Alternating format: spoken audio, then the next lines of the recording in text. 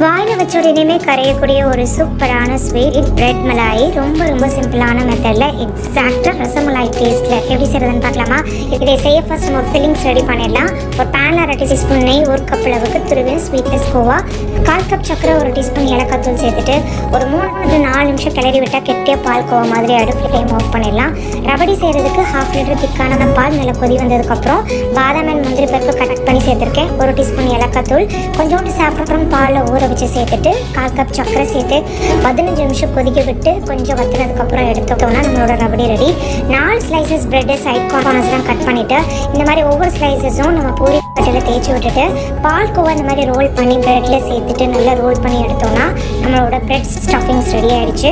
நம்ம ரெடி பண்ணி வச்சுருக்க ரபடியையும் இது மேலே நல்லா ஊற்றிட்டு தேவைப்பட்ட நட்ஸை சேர்த்துட்டு ஒரு 1/2 மணி நேரம் ஃப்ரிட்ஜில் வச்சு சர்வ் பண்ணால் யம்மியான பிரெட் மலாய் ரெடி. கண்டிப்பாக ட்ரை பண்ணி பார்த்து என்ஜாய் பண்ணுங்கள்.